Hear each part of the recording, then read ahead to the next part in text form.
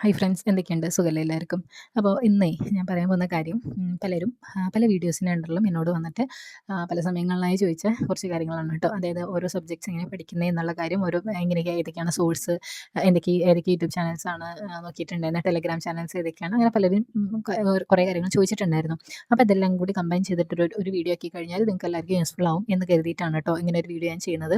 അപ്പോൾ ഇപ്പം ഞാൻ 10th ലെവലും പിന്നെ +2 ലെവലായിട്ടുള്ള 2 എക്സാംസാണ് ഇതുവരെ ക്വാളിഫൈ ചെയ്തത്. അതായത് +2 ലെവലിൽ ഒരു എക്സാമും, അതായത് VFOയും, പിന്നെ 10th ലെവലിൽ നോക്കുമ്പം ASMും ലാബ് അസിസ്റ്റൻറ്റ്, ഇങ്ങനെ മൊത്തം 3 എക്സാംസാണ് എനിക്ക് മെയിൻ ലിസ്റ്റിലേക്ക് എത്താൻ പറ്റിയത്. നേരത്തെ പറഞ്ഞിട്ടുണ്ടായിരുന്നു BFOയിൽ ഞാൻ ലിസ്റ്റിൽ കയറിയിട്ടുണ്ടെങ്കിലും എനിക്ക് ഫിസിക്കൽ അറ്റൻഡ് ചെയ്യാൻ പറ്റുന്ന സിറ്റുവേഷൻ ആയിരുന്നില്ല. അപ്പം അങ്ങനെ ഒരു സിറ്റുവേഷനിലാണ് ഇപ്പം ഞാനുള്ളത്. അപ്പം അങ്ങനെ മൊത്തം 3 എക്സാം, അതായത് 10th ലെവൽ, +2 ലെവൽ. അപ്പം ഇത്ര എക്സാംസിന് ക്വാളിഫൈ ചെയ്യാൻ ഞാൻ എന്നെ ഹെൽപ്പ് ചെയ്ത കാര്യങ്ങളാണ് ഞാനിവിടെ പറയുന്നത്. ഇവിടെ ഇങ്ങനെ പറയുന്ന സമയത്ത് വേറെ കാര്യം കൂടി എനിക്കിവിടെ മെൻഷൻ ചെയ്യാനുണ്ട്.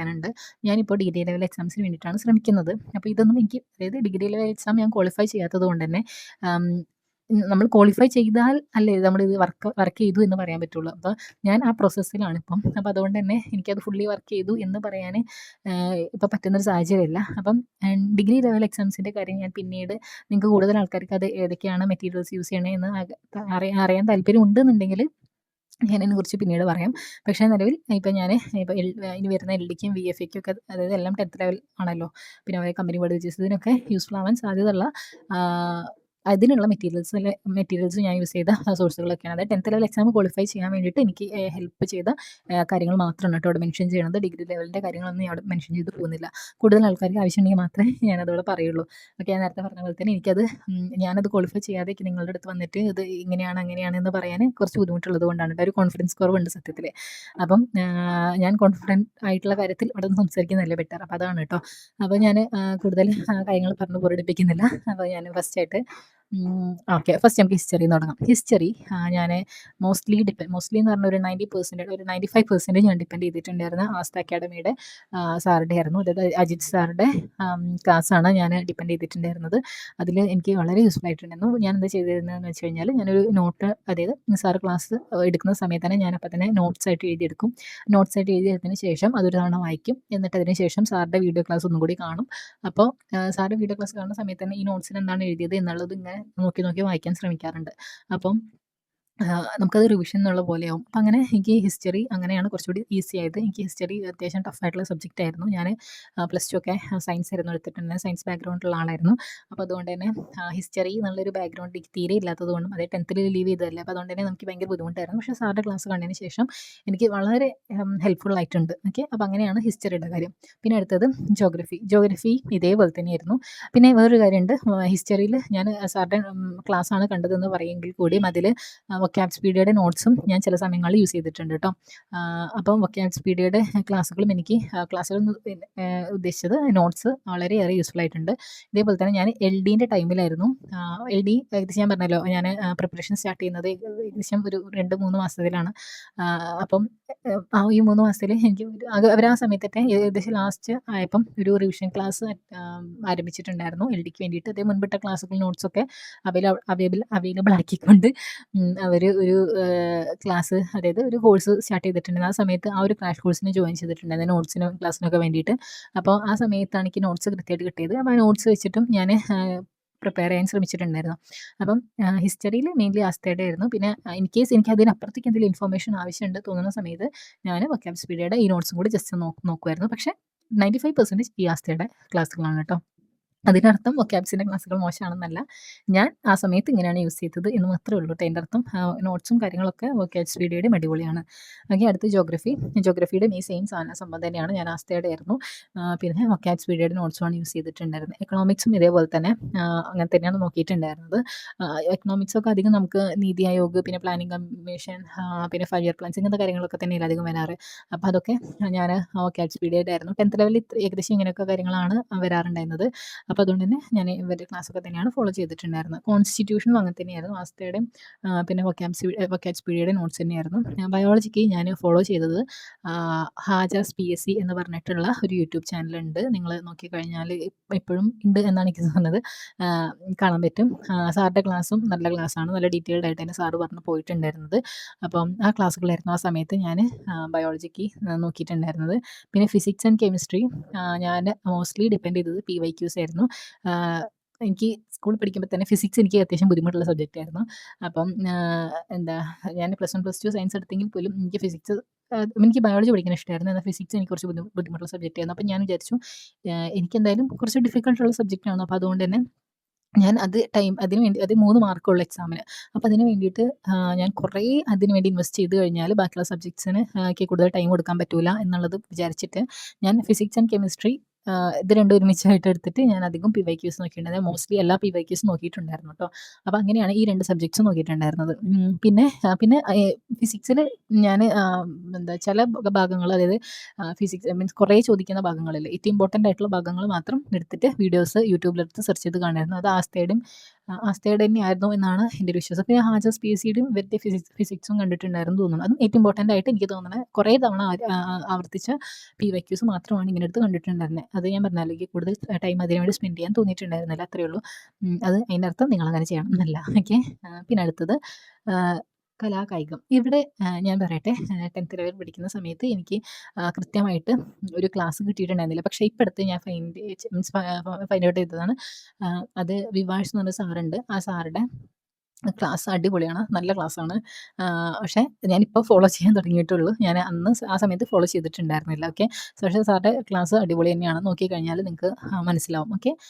യൂട്യൂബിൽ സെർച്ച് ചെയ്താലും കാണും. പിന്നെ ടെലഗ്രാമിലും അവൈലബിൾ ആണ് കേട്ടോ. വിവാഷ് എന്നാണ് സാറിൻ്റെ പേര്. പിന്നെ അടുത്തത് സുപ്രധാന നിയമം ആസ്ഥ അക്കാഡമിയുടെ തന്നെയാണ് ഞാൻ നോക്കിയിട്ടുണ്ടായിരുന്നത്. പിന്നെ അതുപോലെ തന്നെ ടെലഗ്രാം ചാനൽസിൽ വരുന്ന നോട്ട്സും, അതായത് മോസ്റ്റ്ലി വൊക്കാബ്സിൻ്റെ പിന്നെ ഇംപീറ്റസിൻ്റെ ഒക്കെ നോട്ട്സ് അവൈലബിൾ ആണ്. അവരുടെയും നോട്ട്സൊക്കെ ചില സമയത്ത് ഞാൻ എടുത്ത് നോക്കാറുണ്ട്. പിന്നെ അടുത്തത് കറണ്ട് അഫയേഴ്സ് ഞാൻ ആ സമയത്ത് ഡെയിലി കറണ്ട് അഫയേഴ്സും പിന്നെ മീൻസ് അങ്ങനെ ടോപ്പിക് വൈസ് നോക്കിയിട്ടുണ്ടായിരുന്നു.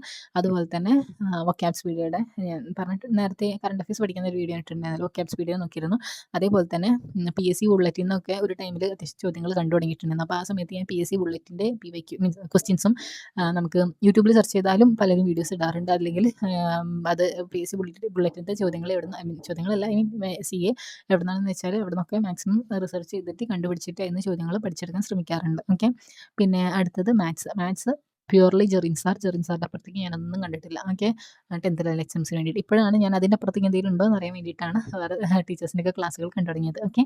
അങ്ങനെ ഇംഗ്ലീഷിൻ്റെത് ഞാൻ പഠിക്കാൻ തുടങ്ങിയിട്ടുണ്ടായിരുന്നത് മോസ്റ്റ്ലി PYQs. പിന്നെ നമ്മളുടെ ടെലഗ്രാമിൽ ഒരു ചാനലുണ്ട് PSC ഇംഗ്ലീഷ് എന്ന് പറഞ്ഞിട്ട്. അപ്പോൾ ആ ചാനലിലൂടെയും ഇംഗ്ലീഷ് അടിപൊളിയായിട്ട് പഠിച്ചെടുക്കാൻ പറ്റും. ഇത് രണ്ടുമാണ് ഞാൻ ഫോളോ ചെയ്ത മെത്തേഡ് എന്ന് പറയുന്നത്. പിന്നെ അടുത്തത് മലയാളത്തിന് Malayalam first bell. Okay. Nimmi മിസ്സിൻ്റെ മലയാളം ഫസ്റ്റ് ബെല്ലും അതുപോലെ തന്നെ മൊഴി മലയാളം എന്ന് പറഞ്ഞിട്ട് ഇപ്പോൾ കുറച്ച് മുൻപായിട്ട് തുടങ്ങിയൊരു ചാനലുണ്ട്. അത് നിങ്ങൾക്ക് നല്ല യൂസ്ഫുൾ ആണ്. അതാണ് അവിടെ മെൻഷൻ ചെയ്തത്. നിങ്ങൾ ആ ക്ലാസ്സും കൂടി നോക്കിക്കഴിഞ്ഞാൽ, അത് ടെലഗ്രാമാണ്. നിങ്ങൾ ഫ്രീ ആയിട്ട് പോൾസും കാര്യങ്ങളൊക്കെ അവൈലബിൾ ആയിട്ടുള്ള ഒരു ഇതാണ്. അതായത് PYQs കുറേ PYQs അതിൽ അവൈലബിൾ ആണ്. ഇപ്പോൾ നോക്കിക്കഴിഞ്ഞാൽ നിങ്ങൾക്ക് നല്ല യൂസ്ഫുൾ ആവും. പിന്നെ ഇതൊക്കെ ഇങ്ങനെ ഓരോ സബ്ജക്ട്സ് ഇങ്ങനെയൊക്കെ ഞാൻ പഠിച്ചിട്ടുണ്ടായിരുന്നു. ഇതിനർത്ഥം ഇത് മാത്രമല്ല, നേരത്തെ പറഞ്ഞ പോലെ ഇത് മാത്രമല്ല, ഇതിൽ പലതും പഠിച്ചിട്ടുണ്ടായിരുന്നു. പലതും എനിക്ക് ഓർമ്മയില്ല. പക്ഷേ ഞാൻ ഫുള്ളി എന്നല്ല, മോസ്റ്റ്ലി ഞാൻ ഡിപ്പെൻഡ് ചെയ്ത സംഭവങ്ങൾ ഇതാണ്. ഓക്കെ. എനിക്കിവിടെ വേറെ കുറച്ച് ചാനലുകളും പേജസും കൂടി ഇവിടുന്ന് മെൻഷൻ ചെയ്ത് പോകുന്നുണ്ട്. നിങ്ങൾക്കത് പഠനത്തിൽ ഒരുപാട് യൂസ്ഫുൾ ആവാൻ സാധ്യതയുള്ള ചാനൽസും പിന്നെ ഒക്കെയാണ് കേട്ടോ. ഞാൻ പറഞ്ഞുതരാം പേജസൊക്കെയാണ്. അപ്പോൾ ഫസ്റ്റത്തത് ടെലഗ്രാമിലാണെന്നുണ്ടെങ്കിൽ പ്രയാണം ഇന്നലകളിലൂടെ എന്ന് പറഞ്ഞിട്ടൊരു ചാനലുണ്ട്. മലയാളത്തിൽ ടൈപ്പ് ചെയ്താൽ മതി. ആ ചാനലിൽ ഏകദേശം എല്ലാ PYQസും അവർ അപ്ഡേറ്റ് ചെയ്ത് പോകാറുണ്ട്. അത് എല്ലാ തരം എക്സാംസിൻ്റെയും അവർ ഡെയിലി അപ്ലോഡ് ചെയ്ത് പോകാറുണ്ട്. അത് എക്സാം നടക്കുന്നതിനനുസരിച്ച് അവർ അപ്ലോഡ് ചെയ്യാറുണ്ട്. പിന്നെ പ്രൊവിഷണൽ ആൻസർക്ക് വരുമ്പോഴാണ് സാധാരണ അപ്ലോഡ് ചെയ്യുക. എന്നിട്ട് അതിന് ശേഷം ഫൈനൽ ആൻസർക്ക് വരുമ്പോൾ അതും കൂടി അപ്ഡേറ്റ് ചെയ്ത് അങ്ങനെ പോകാറുണ്ട്. അപ്പോൾ ആ ഒരു ചാനൽ നിങ്ങൾ ഫോളോ ചെയ്യുന്നത് യൂസ്ഫുൾ ആയിരിക്കും. ഡെയിലി അതിന് മോക്ക് ടെസ്റ്റ് ഒക്കെ എടുത്ത് ചെയ്ത് കഴിഞ്ഞാൽ നിങ്ങളുടെ ഇമ്പ്രൂവ്മെൻറ്റ് നിങ്ങൾക്ക് തന്നെ കാണാൻ പറ്റും. ഓക്കെ. ഫസ്റ്റ് ആ ചാനൽ അതാണ്. പിന്നെ എനിക്ക് യൂട്യൂബിലെ ഒരു ചാനലാണ് പറയാനുള്ളത്. അത് ഫാൽക്കൺ PSC. എത്ര പേര് അത് ഫോളോ ചെയ്തിട്ടുണ്ടെന്ന് എനിക്കറിയില്ല. എന്തായാലും ഫാൽക്കൺ PSC എന്ന് പറഞ്ഞിട്ട് ഒരു യൂട്യൂബിൽ ചാനലുണ്ട്.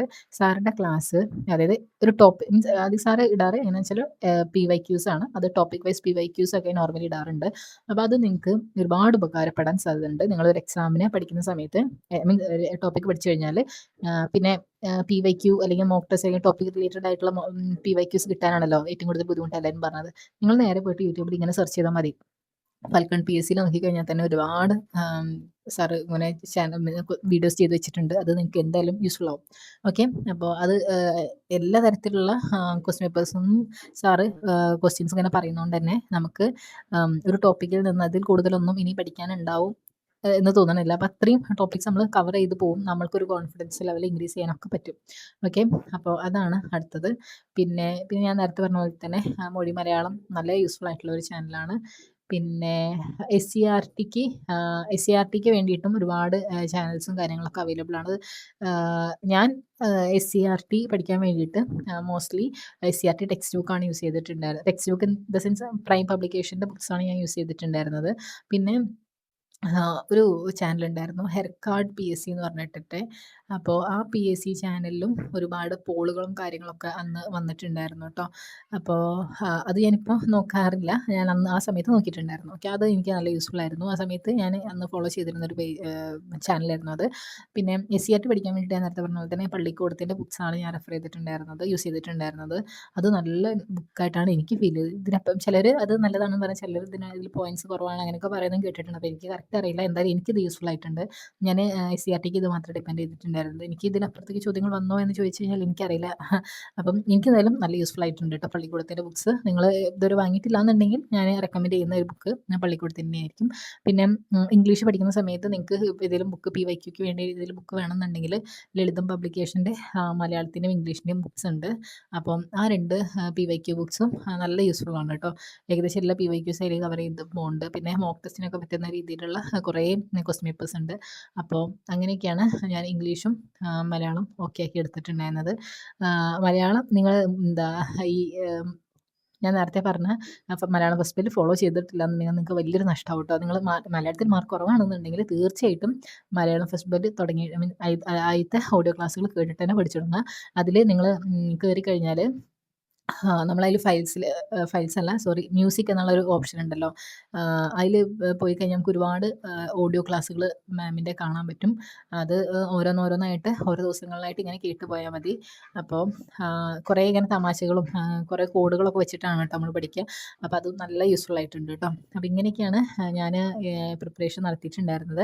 പിന്നെയും ഏതൊക്കെ യൂട്യൂബ് ചാനൽസ് ഉണ്ട് തോന്നുന്നു. ഞാനതൊക്കെ എന്തെങ്കിലും ഞാൻ എന്തെങ്കിലും വിട്ടുപോയിട്ടുണ്ടെന്നുണ്ടെങ്കിൽ തീർച്ചയായിട്ടും ഇതിൻ്റെ കമൻറ്റ് ബോക്സിൽ പിൻ ചെയ്യാൻ ശ്രമിക്കാം. പിന്നെ കറണ്ട് അഫയേഴ്സിൻ്റെ കാര്യം പറയുന്ന സമയത്ത് ആനുകാലികം എന്ന് പറഞ്ഞിട്ടുള്ള ഒരു ചാനലുണ്ട് കേട്ടോ. ആ ചാനലിൽ 1 lakh പ്ലസ് ഫോളോവേഴ്സ് ഉണ്ടെന്ന് എനിക്ക് തോന്നുന്നത്. അപ്പോൾ ആ ചാനലിൽ ഒരുപാട് PYQ ആനുകാലികം കറണ്ട് അഫയേഴ്സ് ആയിട്ടുള്ള ടോപ്പിക്സ് വരാറുണ്ട്. അതുപോലെ തന്നെ ഡെയിലി CA മലയാളം എന്ന് പറഞ്ഞിട്ടൊരു ചാനലുണ്ട്. ആ ചാനലിലും ഡെയിലി കറണ്ട് അഫയേഴ്സ് ഇങ്ങനെ അപ്ഡേറ്റ് ചെയ്ത് പോകാറുണ്ട്. ഈ 2 ചാനൽസും നിങ്ങൾക്ക് കറണ്ട് അഫയേഴ്സിന് നോക്കിക്കഴിഞ്ഞാൽ നഷ്ടം ആവില്ല എന്നാണ് എനിക്ക് തോന്നുന്നത്. പിന്നെ ട്രൂ ടേൺ ലേണിംഗ് എന്ന് പറഞ്ഞിട്ടുള്ള ഒരു ചാനലിൽ അവരും കറണ്ട് അഫയേഴ്സ് ഡെയിലി പ്രൊവൈഡ് ചെയ്യാറുണ്ട് എന്നാണ് എൻ്റെ ഒരു വിശ്വാസം. അത് ഞാൻ കണ്ടിട്ടുണ്ടായിരുന്നു കേട്ടോ. കുറേ PDF കാര്യങ്ങളൊക്കെ അവർ പ്രൊവൈഡ് ചെയ്യുന്നത് കണ്ടിട്ടുണ്ടായിരുന്നു. അതും നിങ്ങൾക്ക് യൂസ്ഫുൾ, നിങ്ങളൊന്ന് കയറി നോക്കൂ. യൂസ്ഫുൾ ആണെന്നുണ്ടെങ്കിൽ നല്ലതല്ലേ.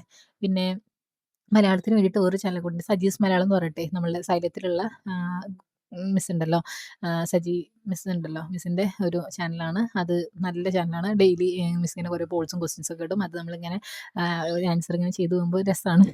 പിന്നെ ഇതൊക്കെയാണ് എനിക്ക് പറയാനുള്ളത്. ഇതൊക്കെ ഞാൻ ഫോളോ ചെയ്തിട്ടുണ്ട്. ഇതിനപ്പുറത്തേക്ക് എന്തെങ്കിലും ഉണ്ടെന്നുണ്ടെങ്കിൽ ഞാൻ തീർച്ചയായിട്ടും അറിയിക്കാൻ ശ്രമിക്കാം. പിന്നെ ഒരു കാര്യം കൂടി പറയണമെന്നുണ്ടായിരുന്നു.